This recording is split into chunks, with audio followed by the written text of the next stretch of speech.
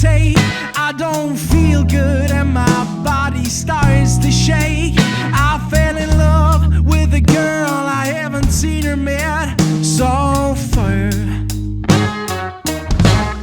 Sometimes I wonder if I'm the only one who sees what they say it takes to be a man, and what a man can be. It's all a lie, it's all a fraud. They only feed you in what they're being fed.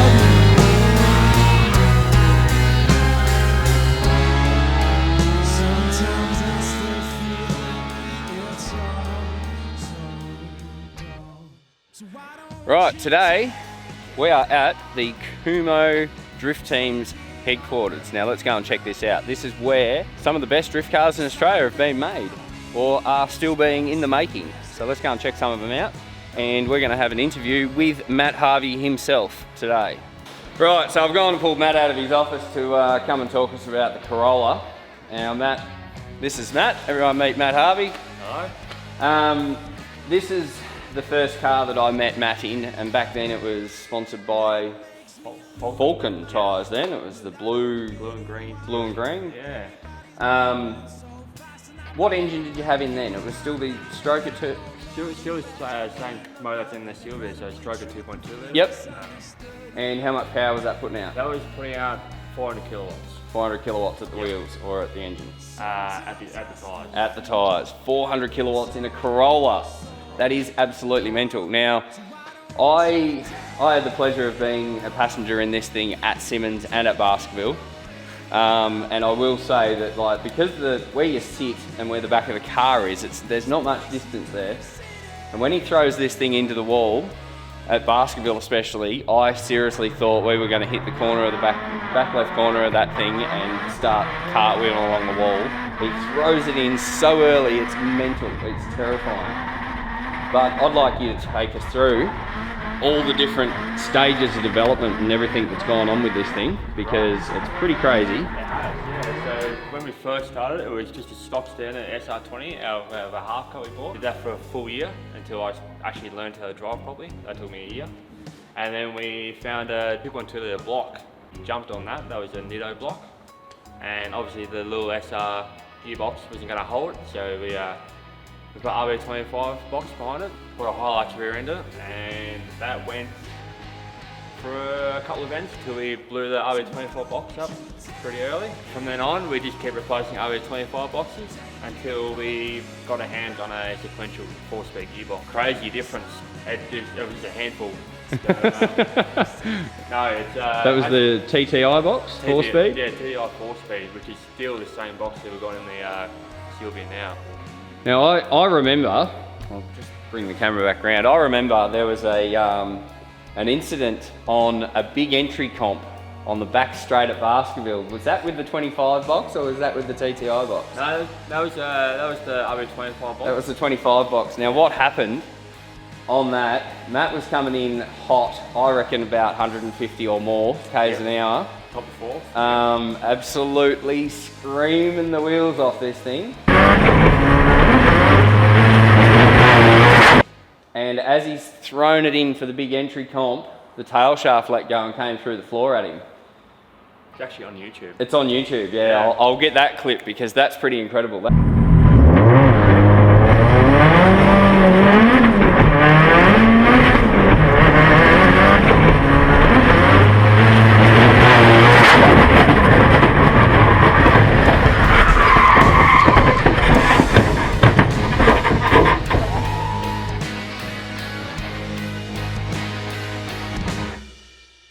I feel lonely with every step that I take. I don't feel good.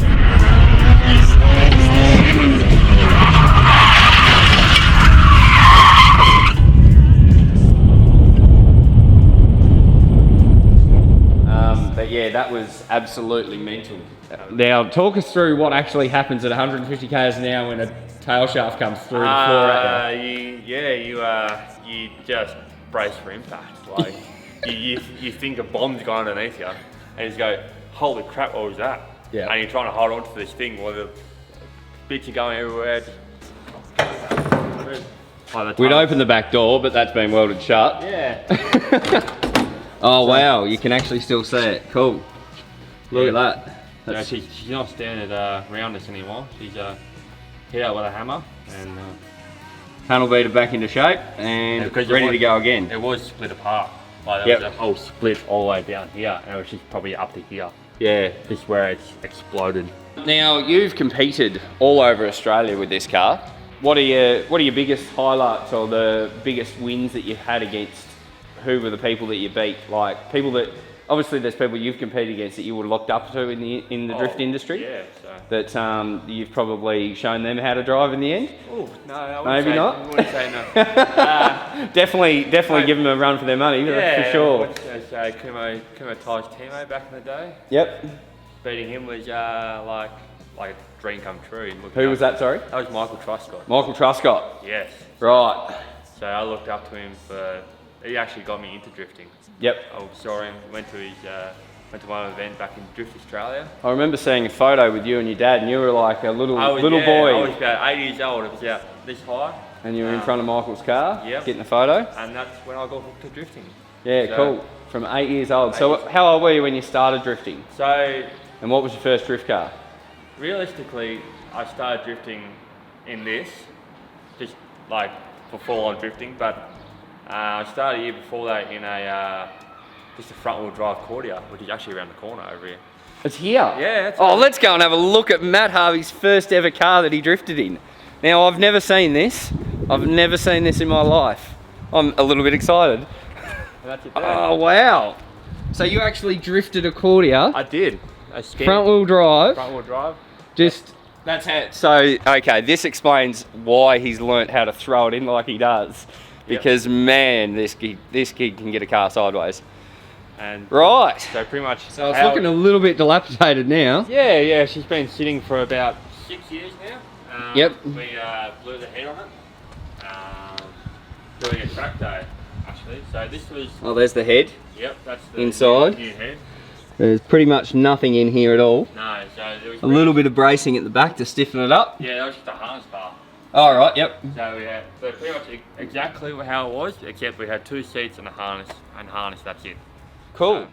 At what age did you get this? 15. At 15 years old? Yeah, so we're finally built up, ready to go. Standard motor and gearbox and around, so we had same roll cage, we had a Hilux rear end in it.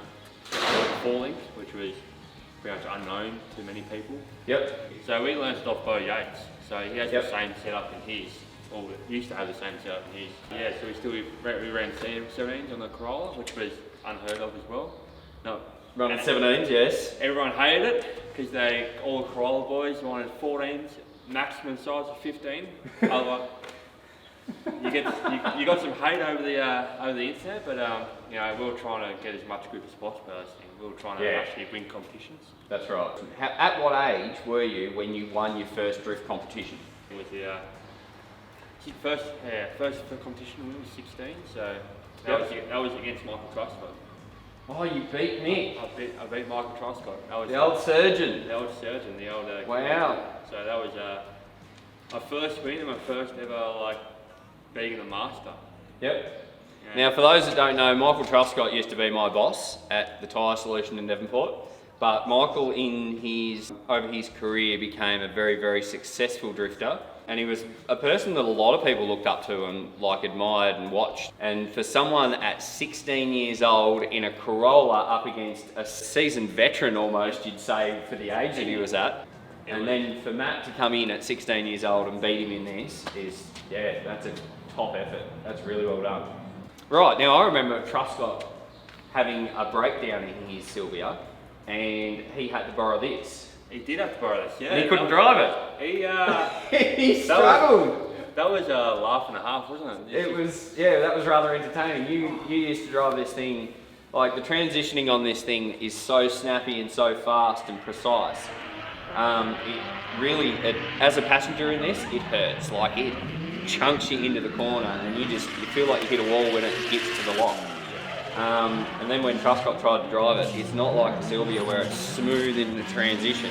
You have to really drive it a lot harder. Well, being a driver, you kind of don't really notice how much it throws you around because you've got it in control. But being a passenger, I can't imagine. Yeah, you know, it was pretty violent. Yeah, like driving the Silver is like driving an armchair compared to this. Yeah, but Truscott had never driven anything like this. And I remember talking to him when he came back in, and he's like, that is like trying to drive on a knife edge. What's your biggest thing that you've won driving the Corolla? Biggest thing I've won is AWP in 2013 actually, in Perth. So one. Yep, I remember seeing that online. Yeah. I was watching it live. So that was a big win. It was a very big win. So me and Matt Russell actually both we had an AA6 Corolla with a SR20, and I had this, and we came first and second. Yep. Against all these guys. Massive power. 800 horsepower, 350Gs, S15s. Now, you haven't got rid of the car. It's still here without an engine, so there's got to be a plan for this chassis. There is a plan for the chassis. So what's going on next with it? So the plan is to have this ready by the end of the year. Right. So unveil for next year. Yep. So the plan is, it's going to be a drift car, it's going to be a circuit car, it's going to be a hill climb car, it's going to be pretty much an exhibition car, so we can show off what we can do. Yep. What you can do to a Corolla. So it's going to have. Do you want to tell them over? Yeah, well, that's up to you. I don't have any secrets to hold here. It depends if you want to reveal them or not. So the engine that's going in this is a 3RZ. So yep. It's a 2.7 litre out of a Hilux. Yep. Or a Tacoma in America. They are very well developed over in America at the moment. They are mostly used for drag racing. So they get anywhere between 600 to 1500 horsepower out of these little 4 cylinders. Wow. Cool. All right, so 3RZ in the future for the Corolla. Let's go and check out his Silvia and get him to give us a rundown on that. Or actually, I know the 3RZ's sitting in this shed just here, so let's go and have a look at that first while we're here. Are we allowed to unwrap it? We are allowed. Cool. Mind the mess. Yeah, if there wasn't a mess here, I'd be concerned about how much work you have to do on the car. So what's the expected horsepower for this? Expected horsepower for this is... Or kilowatts? Probably about 500 horsepower. 500 horsepower at the wheels? Yeah, at the wheels. So we're going to try and push 400 kilowatts, but being that we're only allowed to run 15s on the Corolla in certain competitions like circuit racing and stuff like that, we can't go too much. Yep. So we might, with a turbo, we might do a low setting and high setting. So if we can find a competition where they'll run 17s or 18s even, we'll have a boost setting for that, and we'll have a low boost setting for 15s with circuit racing and stuff like that. Yeah, cool. Because circuit racing, you only really need 300 kilowatts with 15s. Yep. Otherwise, you're going to spin them up and you won't be able to go through corners or anything. So right. Yeah, so we found 3RZ is probably going to be the way to go for a small cylinder that actually fit in. It's pretty much a 2J for a Corolla. Right. That's what we've read. Oh, so it's just chain driven with the gear drive to match the cams together. Sweet. All right, let you wrap that back up and we'll go over to the other car. So what we have here is a part that came off Matt's Silvia when he won King of Nations. And this door is from when he clipped the barrier, or completely cleaned the barrier up, when his tail shaft blew in the Corolla. So you can actually see how far it actually goes in. Yeah. That's at least. So at least like someone's punched it like that. It's a big dent. Yes. Yeah, if it wasn't for his roll cage, that would have been a lot messier. Oh yeah, you know that. Oh yeah. I'll actually, that's something I'll show in this video. The shot of my old Sora when I got T-boned on Baskerville. The engine stalled in a spin and I couldn't get out of the way quick enough, and a VL backed into the side of me at massive speeds. Is that the wagon, or is that the? That was the red Commodore VL. I think his name was. Hey? Rob Collins. That's him? Yep, he used to tag them all every single time he... Yeah. You can just hear it go ching, ching, ching. Yeah, he was good at tagging them all. He was good at tagging the wall, so was Matt. That video is going way too long. I'm going to have to break it down into 2 parts. So the next edit will be about Matt Sylvia, and I'm very sorry about not making it one, but I didn't want to make it at half an hour long. Also, coming up this weekend, we are going to be at Tassie Nats. We're going to be filming sick cars, massive blown motors, powered by methanol, all the works. There's going to be burnouts galore, lots of drunk shenanigans, and heaps of fun with my mates from here in Tassie. So look out for that. That'll be coming next week, and hopefully we might have enough reception where we can go live as well. But if we don't, I'm sorry. We're going to try and do that if we do have enough reception. So stay tuned. Matt Harvey Part 2 is coming about his S13 and his career in that. And also we have Andrew Holloway's edit coming that Ebony's... I won't show Ebony, she's standing here in her underwear. That Ebony's been working on her computer. Yeah, that's it for now. Stay tuned for the next one. I hope you like this. Let us know in the comments what you think. And we will be getting some people with their cars on the street driving as well soon. So we'll be able to get some more rolling shots of cars driving around and looking cool and looking sick. So we'll be into that very shortly. Stay tuned, guys. Be ready for the next one.